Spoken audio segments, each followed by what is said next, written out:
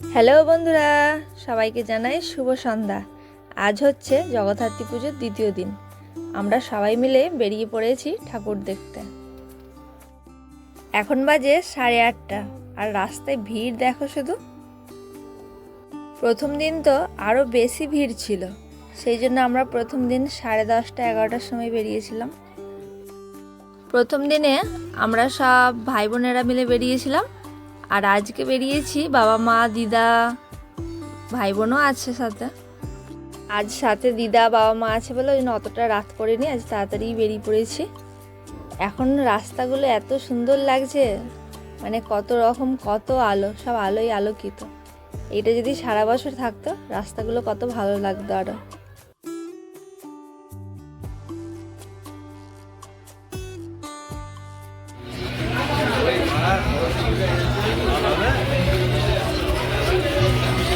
আজকে প্রত্যেকটা প্যান্ডেলেই অনুষ্ঠান হচ্ছে।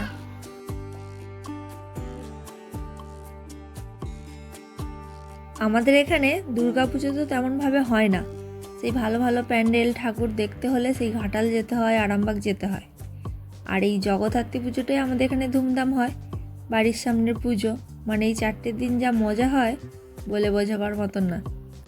এই জগদ্ধাত্রী পুজোয় আমার মায়েদের বাড়িতে সবাই আসে, সেই জন্য আমিও তল্পা গুছিয়ে নিয়ে চলে আসলাম। এই 4টে দিন এখন সবাই মিলে খুব এনজয় করি। হেঁটে এসে সবাই হাঁপিয়ে গেছি, সেই জন্য কামারশালে এসে একটু বসে পড়েছি। বাচ্চাদের প্রোগ্রাম হচ্ছে, একটু ডান্স দেখে নিলাম সবার। চিনির পাপাও এসে গেছে দোকান বন্ধ করে।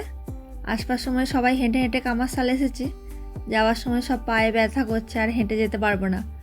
মা দিদা লিসা দিদি আরে সবাই টোটোটাই বসেছে, আর আমরা স্কুটিতে যাচ্ছি। এবছর আবার আরেকটা ঠাকুর বেড়েছে এখানে সেনহাটে।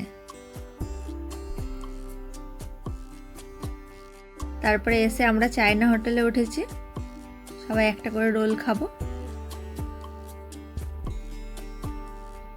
চিনির পাপা কেমন খাচ্ছে দেখো। দিদা তো ডিম খায় না, সেজন্য রোল খাচ্ছে না, ভেজিটেবিল চপ খাচ্ছে।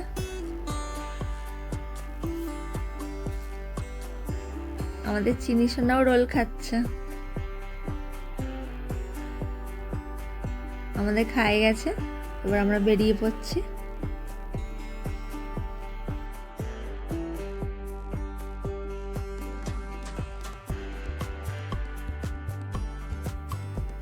বাবার সাথে গেলে আমার মেয়ের আর কোনো দায়িত্বই থাকে না আমার। দেখো না বাবার সাথে কীরকম যাচ্ছি, একবার কোলে একবার কাঁধে। এবার আমরা বাড়ি যাচ্ছি, এখনও রাস্তায় ভিড় দেখো। আজকের ভিডিওটা এখানেই শেষ করছি, টাটা।